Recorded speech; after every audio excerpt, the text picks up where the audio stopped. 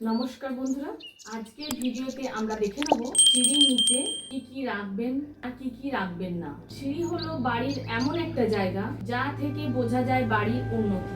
সিঁড়ি হলো বাড়ির ওপরে ওঠার ধাপ, তাই সিঁড়ি যদি সঠিক নিয়মে করা হয় জীবনে উন্নতি আসতে সময় লাগে না। এমন কিছু জিনিস আছে যা সিঁড়ির নিচে বা সিঁড়ির আশেপাশে রাখতে নেই। সিঁড়ি হলো বাড়ির এমন একটা জায়গা যা থেকে বোঝা যায় আপনার বাড়ির উন্নতি। কারণ সিঁড়ি হলো বাড়ির ওপরে ওঠার ধাপ, আর সিঁড়ি যদি সঠিক নিয়মে করা হয় জীবনে উন্নতি আসতে কিন্তু সময় লাগে না। তো চলুন দেখে নেওয়া যাক সিঁড়ির নিচে আমরা কি কি জিনিস রাখবো না।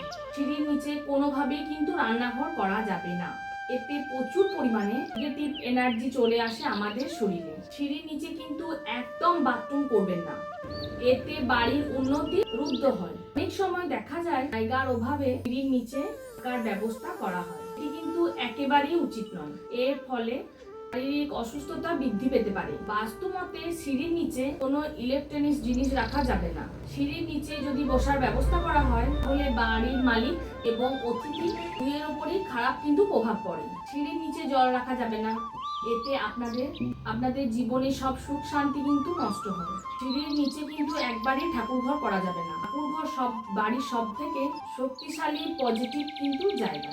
তো চলুন এরপর দেখে নেওয়া যাক সিঁড়ির নিচে কোন জিনিসগুলি আপনারা রাখবেন। সিঁড়ির নিচে গাড়ি, সাইকেল এই সকল জিনিস কিন্তু রাখা যাবে যা আমাদের এগিয়ে চলাকে নির্দেশ করে। সিঁড়ির নিচে আপনারা জুতো রাখার ব্যবস্থা করতে পারেন। সিঁড়ির নিচে আপনারা ঝাড়ুও রাখতে পারেন। তো এই নিয়মগুলি আপনারা মেনে চলুন, আপনাদের জীবনে কিন্তু অতি অবশ্যই জীবনে উন্নতি আসবেই। ভিডিও আমি এখানে শেষ করছি, দেখা হচ্ছে নেক্সট ভিডিওতে। নমস্কার।